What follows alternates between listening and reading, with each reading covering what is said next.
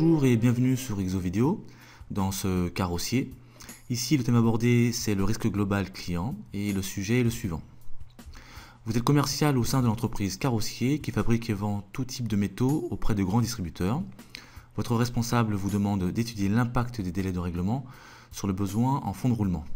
Pour cela vous disposez de plusieurs informations. Bien, ici donc on a un bilan fonctionnel. Voilà. Et on a aussi d'autres renseignements. On a en N+1 donc un chiffre d'affaires ici et un délai moyen de règlement. Bien. Et le travail à faire est le suivant. Après avoir déterminé le BFR au 31/12N, évaluer l'impact des changements sur le BFR N+1 ainsi que sur la trésorerie. Bien, on va laisser donc apparaître bien entendu la partie ici bilan fonctionnel, puisque ça va être notre base de travail au début en tous les cas. Alors on va partager comme ça, voilà, et je me dirige vers la partie proposition de correction pour essayer de répondre à cette question. Bien, alors donc dans un premier temps on doit calculer le BFR au 31/12N. Donc à partir du bilan fonctionnel, bien sûr ici on va peut-être rappeler dans un premier temps la formule du BFR. Alors le BFR est égal aux emplois circulants moins les ressources circulantes. Donc là on va appliquer cette formule, donc on va mettre BFR N, puisque on aura le N+1 calculé plus tard, donc BFR N égale les emplois circulants. Ici dans le bilan fonctionnel nous avons en fait deux lignes à prendre en considération, puisque nous avons les emplois circulants d'exploitation et les emplois circulants hors exploitation. Donc bien sûr on prend l'ensemble. Donc on va avoir 23 150 plus 4000. À cela, on va retirer les ressources circulantes. Ici, même principe. On a les ressources circulantes d'exploitation et hors exploitation. On prend bien entendu l'ensemble. Donc ça va nous faire 13 900 plus 3000. Voilà. Donc on a donc un BFR global N qui va être égal à 10 250. Donc 10 250 €. Donc voilà pour le BFRN. On va maintenant s'occuper du BFR N+1, mais entre temps il y a des changements. Donc on nous précise dans l'énoncé que en N+1, ici voilà, le chiffre d'affaires est de 135 000 € avec un délai moyen de règlement de 120 jours.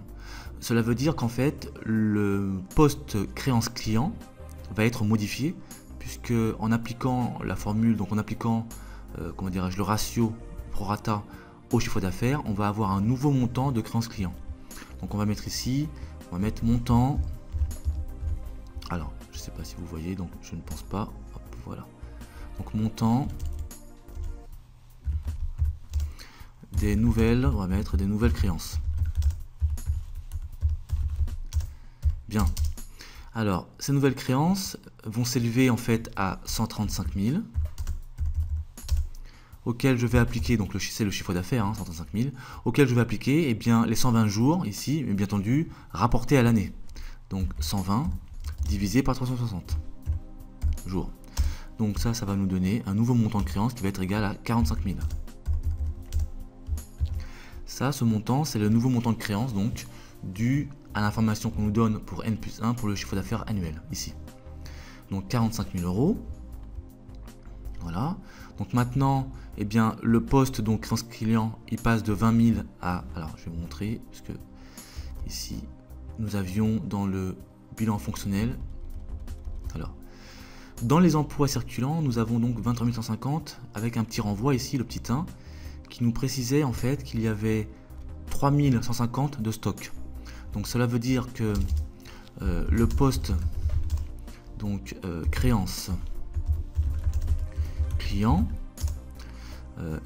passe de 23 150 moins 3 150. Là j'enlève les stocks, d'accord, puisqu'ici on parle uniquement du poste créance client.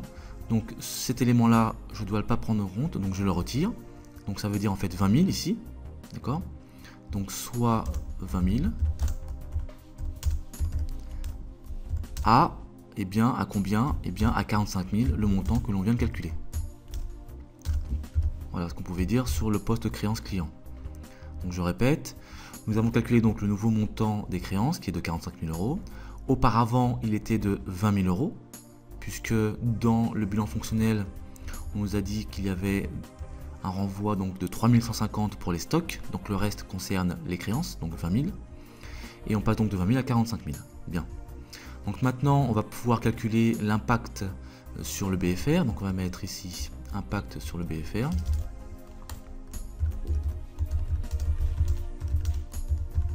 Voilà. Donc l'impact va être, alors BFR N plus 1, il faut être précis, N plus 1. Voilà.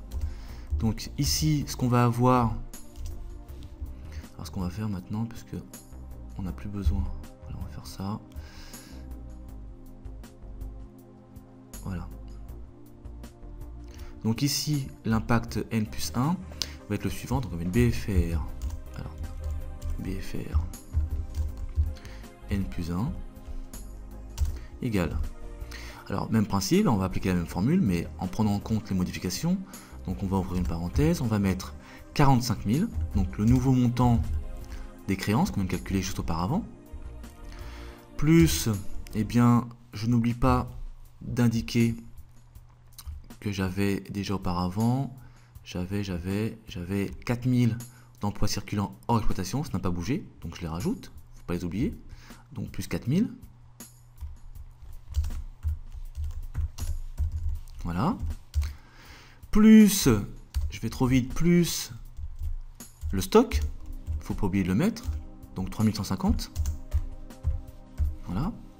Et à cela, je vais retirer donc les ressources circulantes qui, elles, n'ont pas du tout bougé, c'est-à-dire 13 900 et 3000.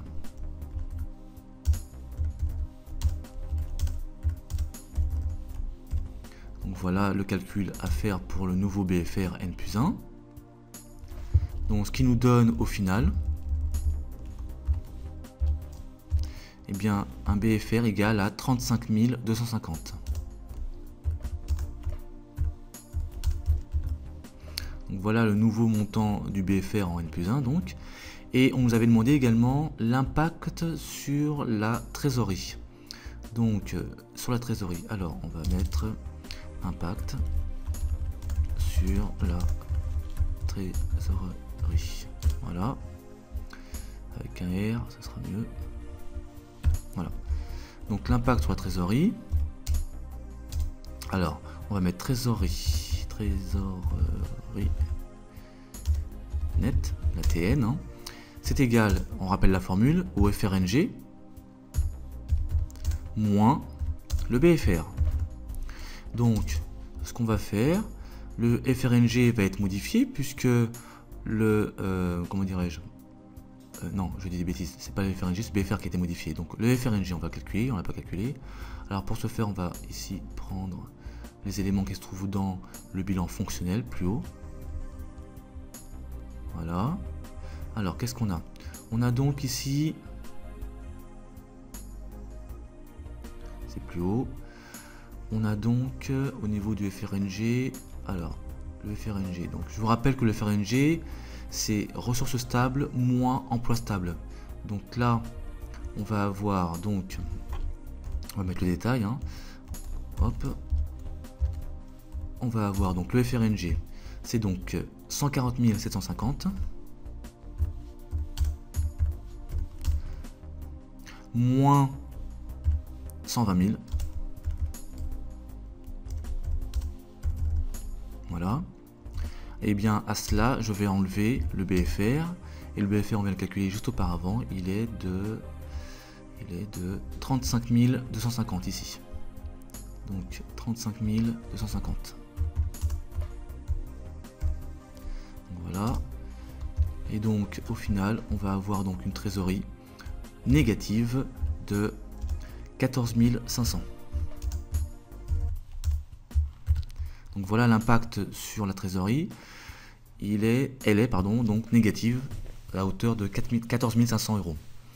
Alors, pourquoi cette trésorerie négative? Eh bien, en fait, on peut simplement dire que Ici, puisqu'on trouve un montant négatif, ça veut vous dire que le FRNG est faible, et très faible par rapport au BFR.